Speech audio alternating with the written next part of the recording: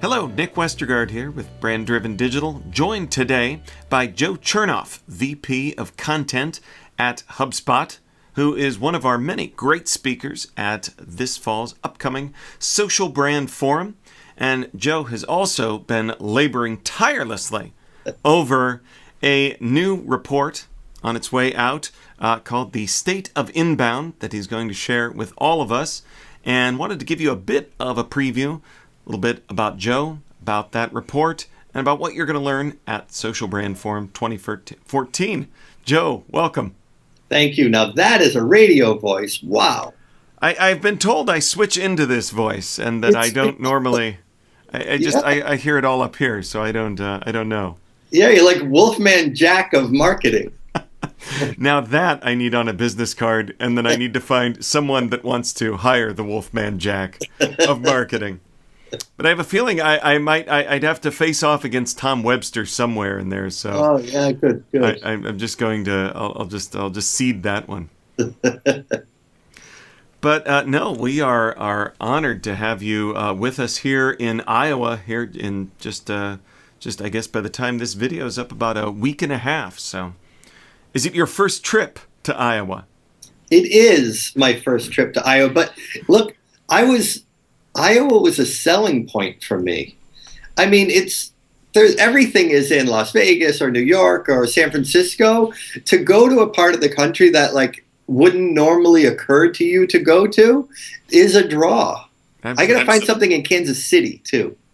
You know, I know our mutual friend and Handley, Jay Bear, they've had similar kind of checklist approaches. I think even Iowa was on a list for Jay Bear of states that he had not been to, that he was looking forward to checking off. So if you have any sort of system that you're using there, you can cross Iowa off. All right, I'll start an Evernote list of states I'd like to visit and cities within, just so I can check this one off.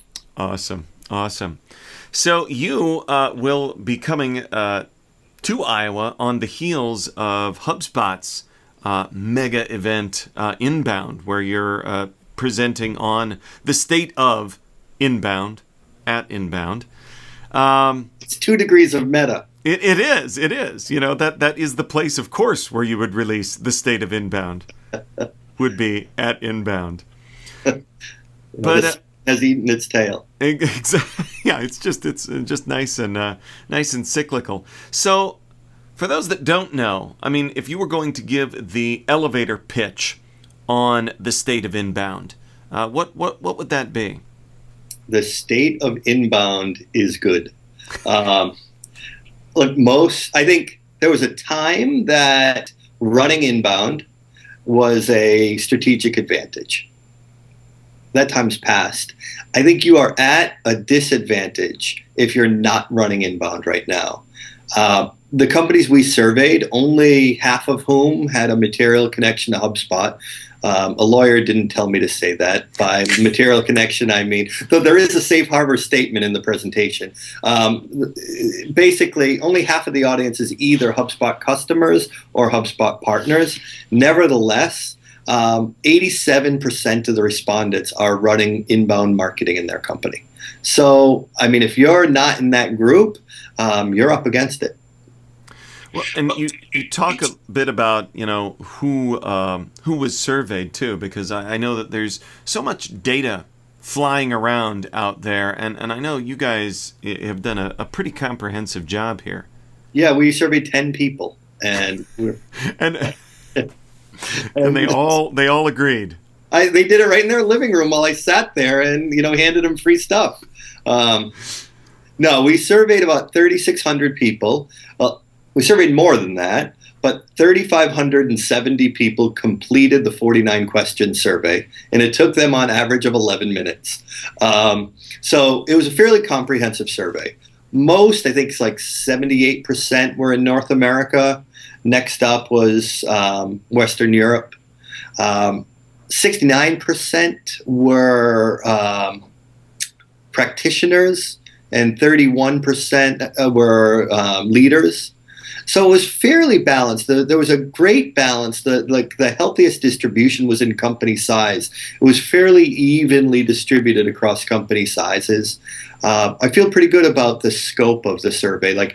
I'm sure there are bigger surveys out there. If there are, I would like to see them because this is one of the bigger ones I know about. So in thinking of this survey, comparatively speaking, can you talk a bit about the content covered? I mean, versus, with what you just said before, if there is something more comprehensive, what areas does this really drill down on?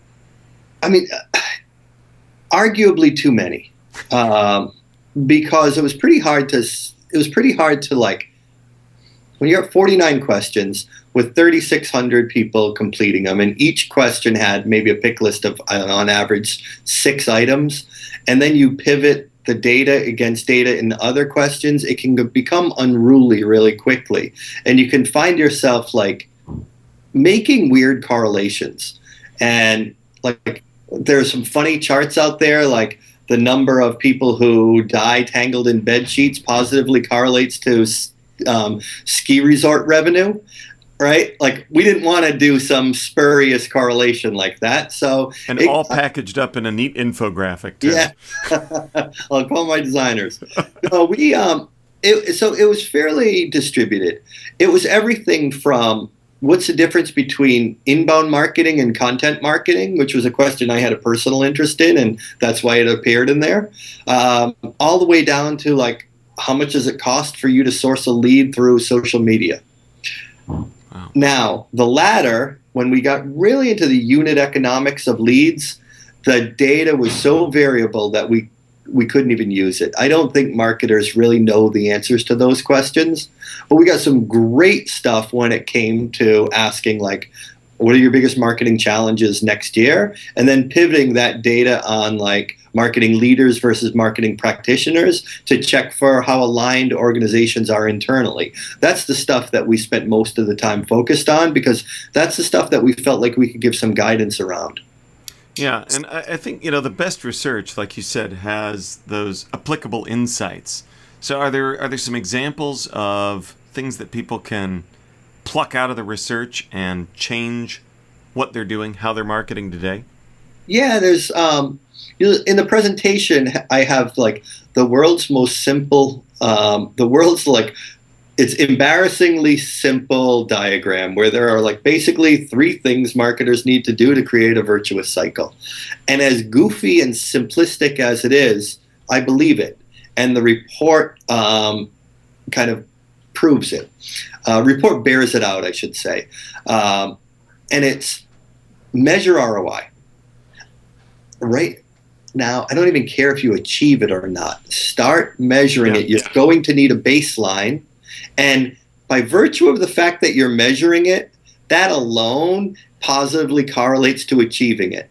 Why? Because like you're exercising the muscles that you're going to need to achieve ROI. You're being analytical, you're using technology, you're holding yourself accountable, right? It's all of you're thinking annually, not campaign to campaign. And so for me, measuring ROI is like it's lighting the match. It's like the first step in causing the ignition that you need. The second step is prioritize top of funnel content and top of funnel channels. This was really interesting. What we did is we looked at what top performers, that is companies that have increased marketing ROI year over year. We looked at what they did, like where did they spend their time? What did they prioritize? And they are they over-index for blogs, for SEO, for social media distribution. That's where they spend their time. That's where they spend their calories. And so for marketers that are looking to like figure out where they should be best investing their effort, like look at what's working for the best and ape that. And that's what these guys are doing. And then the third piece is establish an SLA with your sales team. So that's a SLA is like a service level agreement. Mm-hmm. Marketers agree to deliver X number of leads, meeting Y quality score, and sales agrees to follow up on those leads in a designated amount of time. If you do that, you are wildly more likely to enjoy a budget boost. And that budget boost then creates the likelihood of you running the kinds of programs that you need to drive ROI. And round that virtuous cycle goes. So it's really those three things jumped out at me from the report. That was a real pattern we saw. Wow. Other surprises that kind of made you surprises that surprised you. I could do nothing about that once I started it that way. No, your double surprise was actually really it was prescient. I was surprised by how few people in the open text response to what's your biggest marketing challenge, how few people keyed in the word mobile. It appeared once out of 319 responses. But here's where you were prescient with the double surprise. Then I was surprised that I myself left mobile off of the pick list. So maybe mobile is more important. Marketers just need sort of an aided awareness of mobile as a critical consideration, and it was sort of an unaided question. So yes, it was a double surprise. I was surprised they left it off, and I was surprised that I left it off. Yeah, it does. It seems like it's one of those challenges that we're almost like unaware, or it's easy to forget that we have, but it seems like it's going to be one of those very swiftly that we're all going to be knocked off our game if we're not quite ready for. Yeah, State of Inbound 2015, I will include a section on mobile. A little late now. Yeah, item one. Yes. Well, speaking of State of Inbound 2014, you can hear all about it from Joe, straight from the source at Social Brand Forum 2014. There's still time to register. You can do all of that at socialbrandforum.com. And also a reminder that in addition to Joe's presentation, you'll all have access to this study after the fact too from Hubspot. So we're really thankful for that, and that's going to be awesome information to put in your hands and help you make decisions and be better marketers. Joe, Great. Thank you so much for joining us. Nick, thank you very much. All right, we'll see you in Iowa. All right, see you in a few weeks.